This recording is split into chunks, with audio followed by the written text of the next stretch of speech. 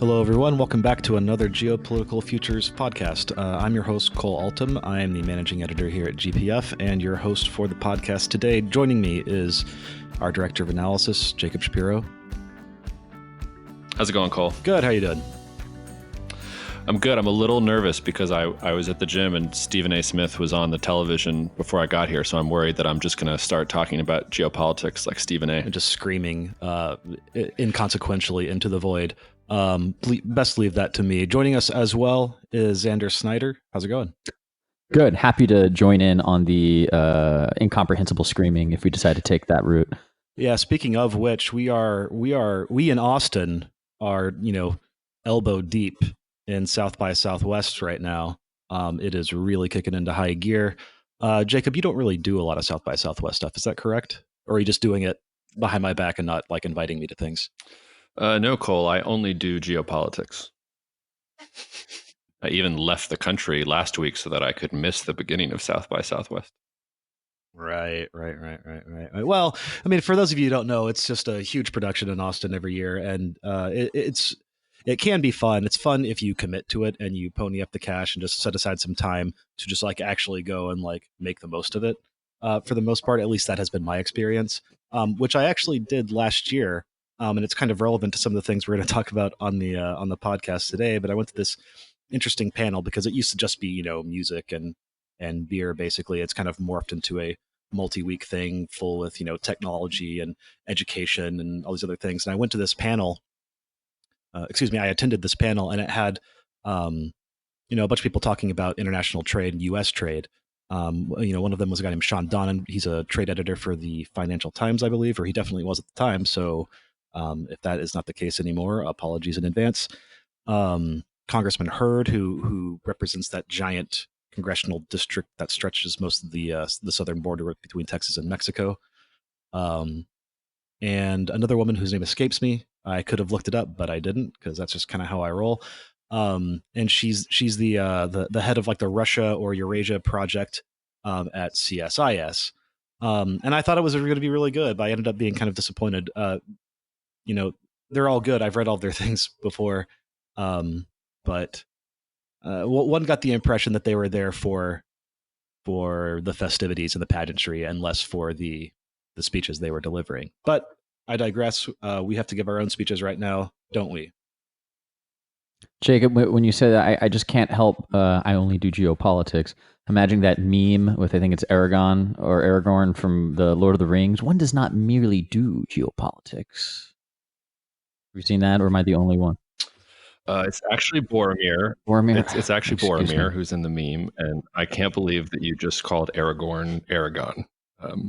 Yeah, well, it's been a while since I've. Well, I thought you said Erdogan, like the Turkish president, which is even more insulting somehow.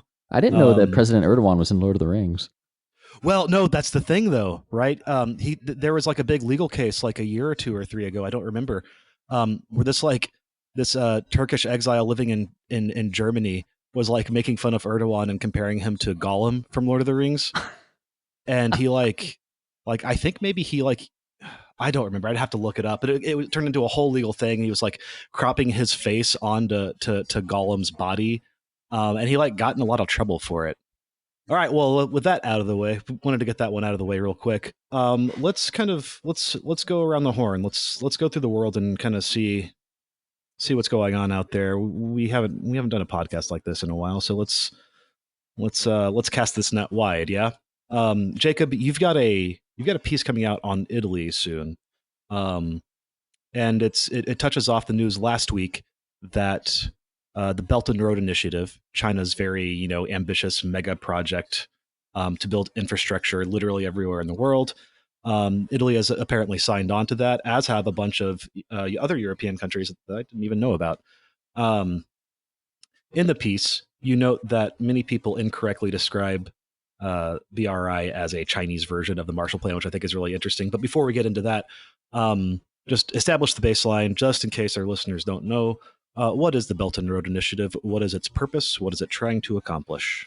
The Belt and Road Initiative is simply the name that China has given to its broader, I don't even know if you want to call it ambition.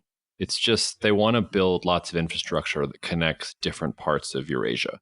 The Belt and Road Initiative is not even a specific plan or policy. It's literally just the idea that Eurasia should be connected by infrastructure and that China should play a role in building that infrastructure, in sort of being one of the economies that helps Eurasia come together.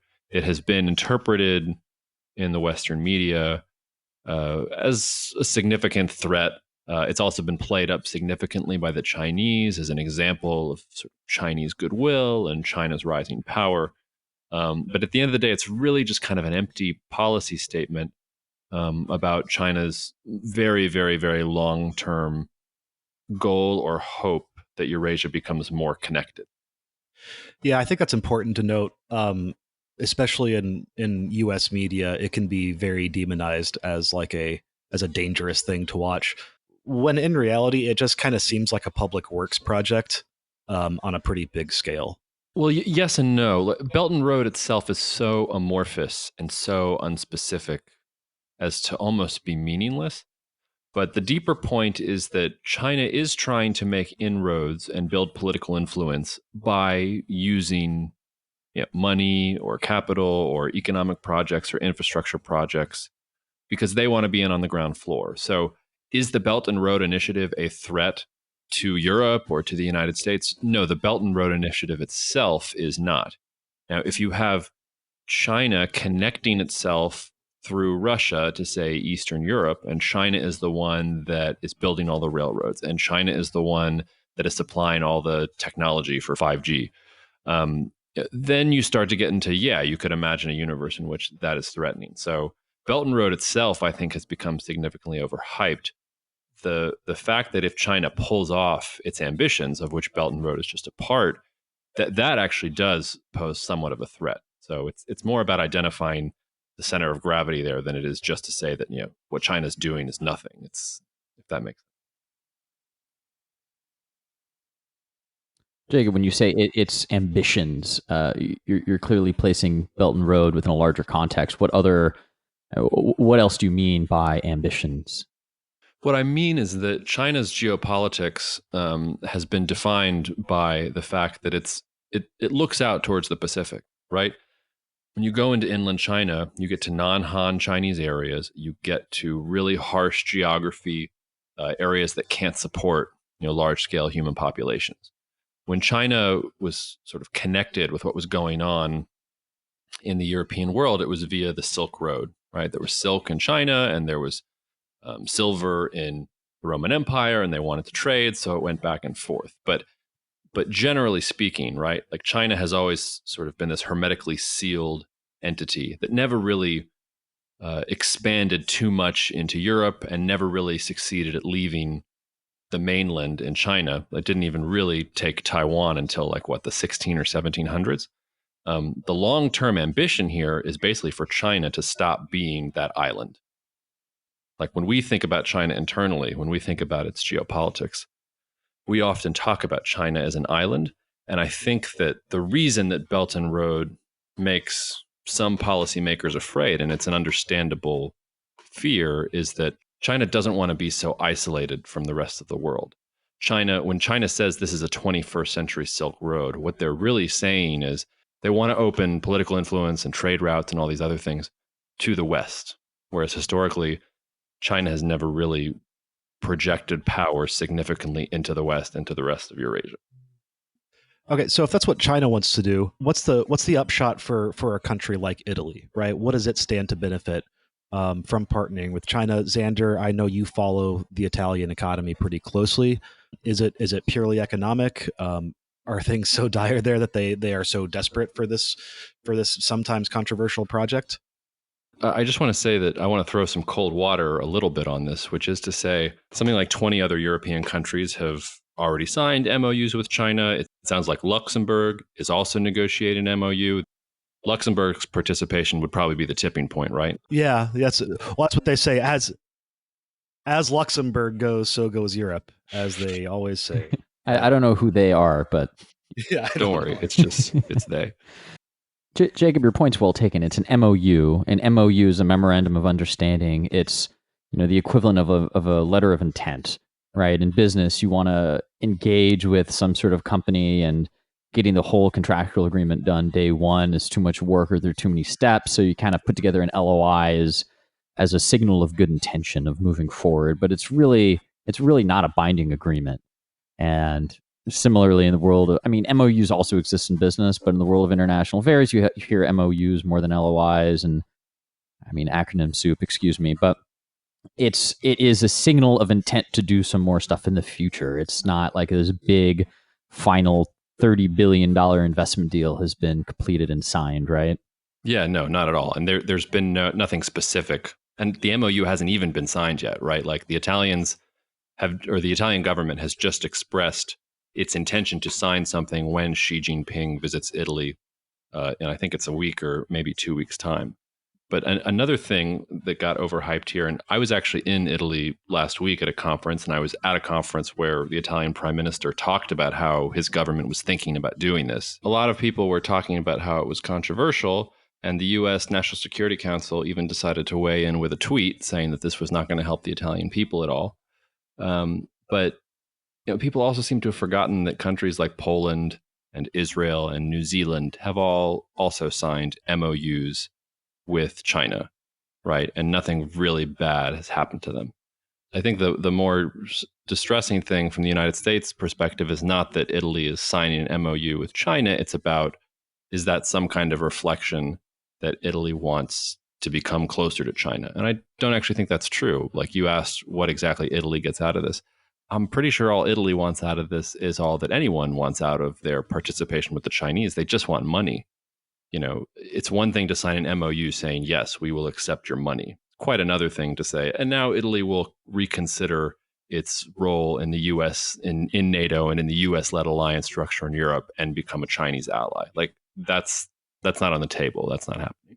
Yeah, and to your question, Cole, about sort of the state of the Italian economy, at least as the financial system goes, sort of the high-level story is they have a lot of non-performing loans. Not as many as several years ago. I think their gross NPL ratio got up to something like 18%, and that's been on the decline since 2016, roughly. But there are sort of two problems with a banking system full of non-performing loans.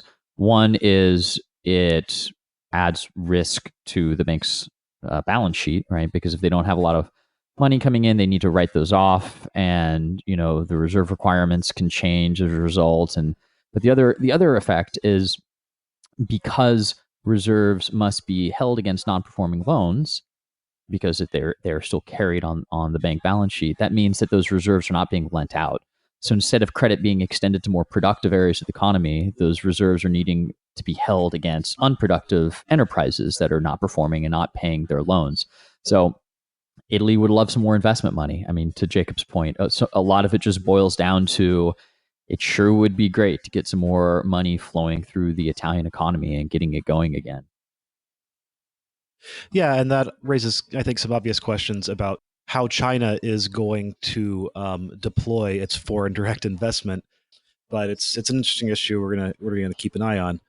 The only last thing I would say is that it's going to be an interesting litmus test, in the sense that I feel like one of the times when China really was affecting European politics, I won't even call it geopolitics, was when Greece was really sort of circling down the drain. And Greece was looking for China to buy a lot of Greek debt. And China initially agreed to, and then Germany came in and said no. And China backed off because China didn't want to upset Germany. One of the countries that has not signed an MOU with China, and one of the European countries that has been most hostile and most suspicious of China, is Germany.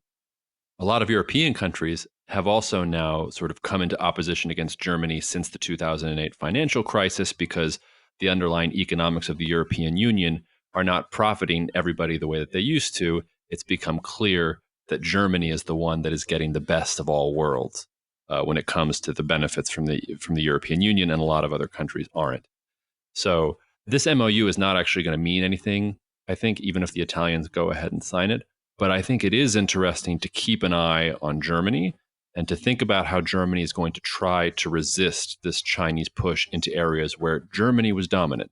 The German economy, its export machine, They rely on factories in Eastern Europe producing German goods, and Northern Italy is very, very plugged into the German economy. It's part of that whole. So I think that's one of the things to look at going forward. Okay, so let's move from one difficult multi-generational issue to another. It's been a busy week in Brexit, right? There have been what, 3 parliamentary votes in as many days. They overwhelmingly rejected Theresa May's proposal. Again, they don't want to leave the bloc without a deal in place, and they've ruled out a no-deal Brexit. So that's kind of a mouthful, and there's a little bit more to parse out there. Jacob, do you want to take a stab at that for our listeners? Well, first, Cole, I was going to ask you, would you say that Brexit is your favorite sort of ongoing political drama? I feel like you really relish Brexit more than just about anybody else I know.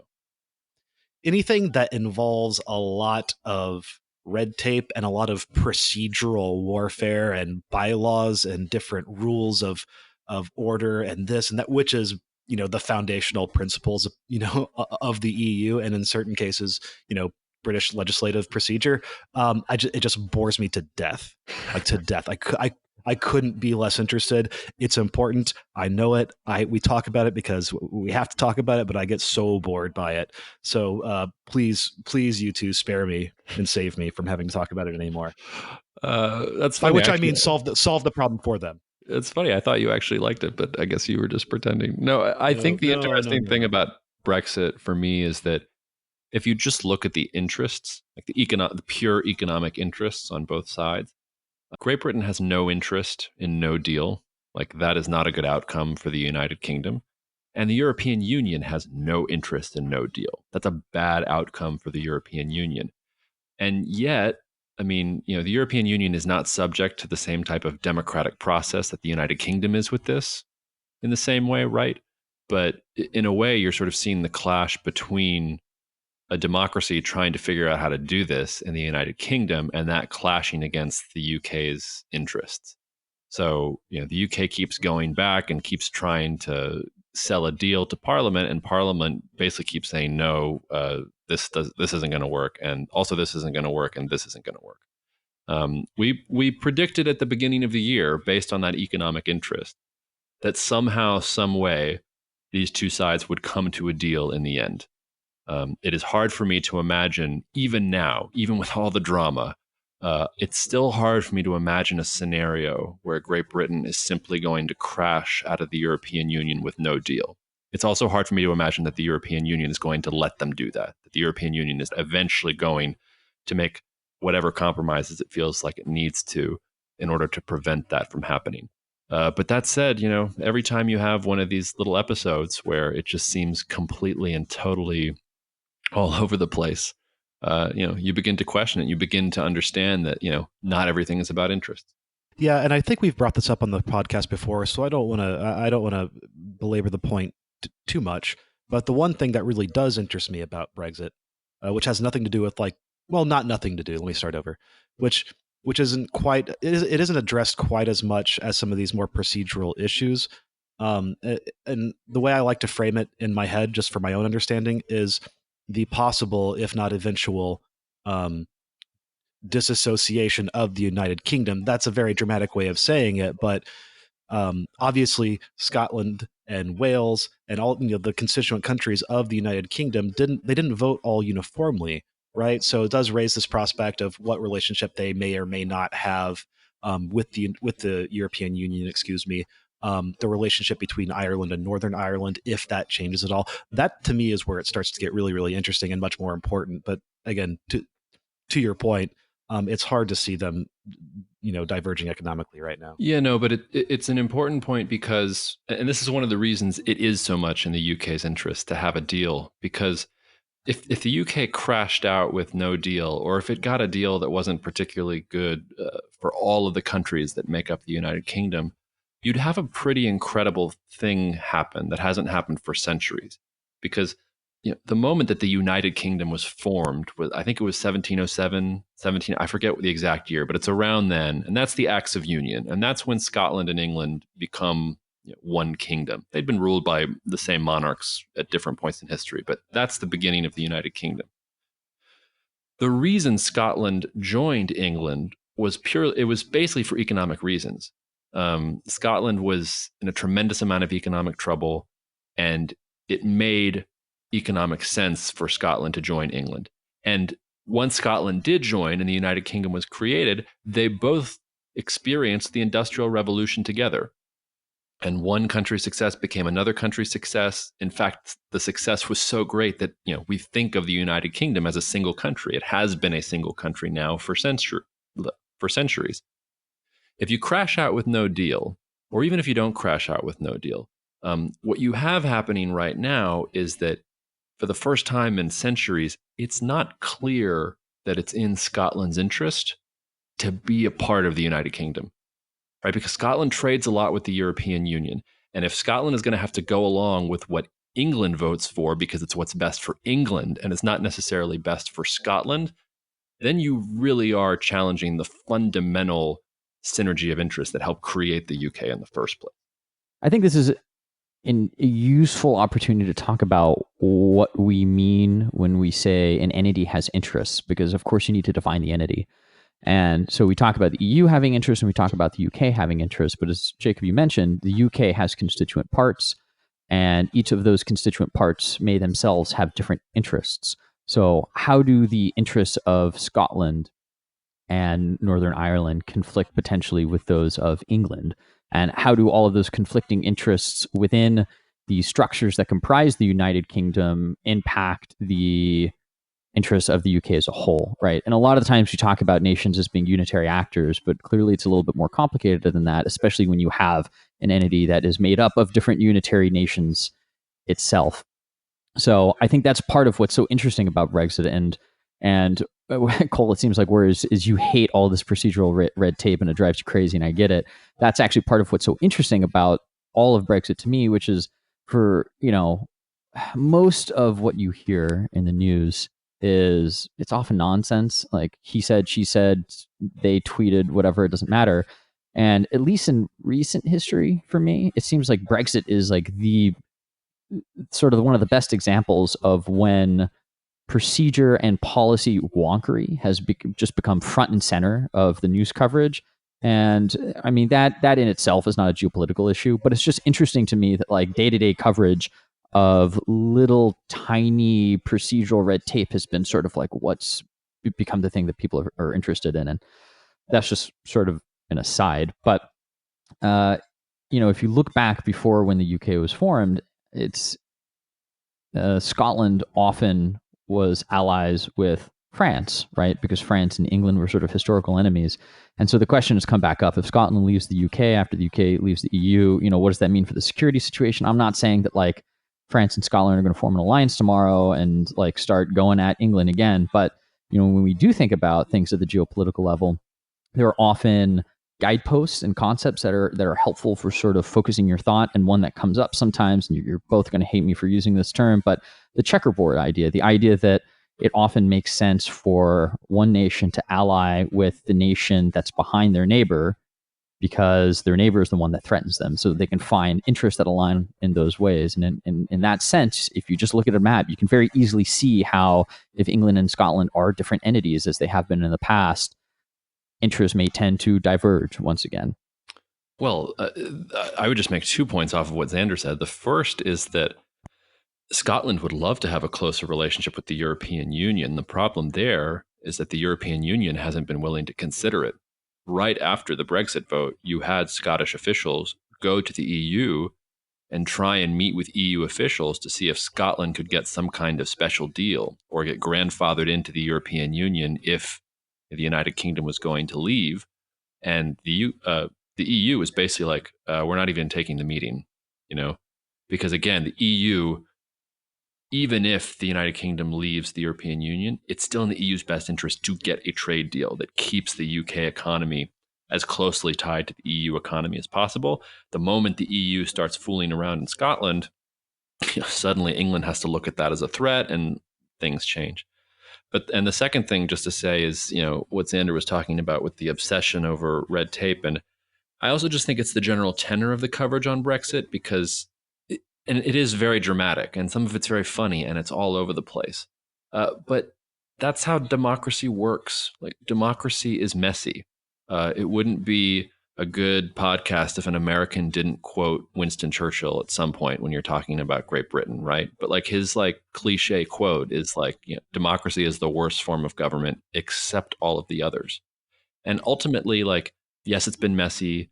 Yes, it's been all over the place, but like that's what democracy is. The funny thing is that the people who say things like, well, this is a disaster and it's completely unorganized and Great Britain has no idea what it's doing. I think it's just an incredibly important and divisive issue inside Great Britain, and Great Britain is trying to find a way forward to deal with it. And the alternative to the process as they're doing it now would be if Queen Elizabeth came and decided this is what's happening. I don't think that anybody would actually want that scenario either. So I think a lot of the noise and a lot of the drama, it's actually in a very strange way an attack on something that I don't think anybody actually wants to attack, if that makes sense. That Churchill quote, that's one of the real ones, correct? Like he actually said that. And I'm asking because like he's sort of the British version of Mark Twain insofar as he's credited with saying a bunch of things that he never actually said. Just a lot of like wrong attribution. Just trying to fact check you here, buddy. I think it is, at least. I think that one is. Yeah. According to Bartleby.com, it is attributed to Winston Churchill. No one pretends that democracy is perfect or all wise. Indeed, it has been said that democracy is the worst form of government, except all of those other forms that have been tried from time to time. It was a speech in the House of Commons. Well, I know better than to argue with Bartleby.com, not after last time anyway. Let's move on. Xander, we write a lot about Iran over here at GPF, and one of the things that I think goes underreported, to me it seems, in Western media, is the water situation in Iran. It's been kind of in and out of drought, or certain regions rather, in and out of drought for a while now, and those kind of, not coincidentally, aligned with economic protests that we've seen over the past year, 18 months or so. So water is like a huge issue right now. And I know you've been looking into it, and I know what you have found has kind of taken you into some interesting directions, including the way far north Iran, in the Caspian Sea. So do you want to talk to us a little bit about what you're working on? Yeah, there is apparently an initiative in Iran that is somewhat controversial to build infrastructure that would pull water from the Caspian Sea in order to offset some of the really major drought that's going on across the entire country. I think something like 97% of Iran by territory is in some form of drought, and it's not all severe drought, but a lot of it is. Something like 30 to 40% is in severe drought. I'd have to go find the exact number, but that's the right range. And clearly, lack of access to water has economic and political consequences. And when folks ask me what exactly is different about GPF, one of the things I'll often tell them is we connect the dots between fields that are often not connected. So you'll sometimes get someone talking about economics, you'll sometimes get someone talking about politics, but it is the impact of economic challenges on political stability, for example, is one of the things that we tend to focus on a lot here. And that's certainly the case with Iran. They are having a lot of other economic challenges right now, both in their financial system, challenges with the strength of their currency. And part of the problem is there's so little water right now in the country that a lot of areas that have depended on agriculture, either farming or livestock, are struggling. And people who have done this their entire lives or have had land that is passed down in their family are not having enough water to grow crops. So to grow their crops.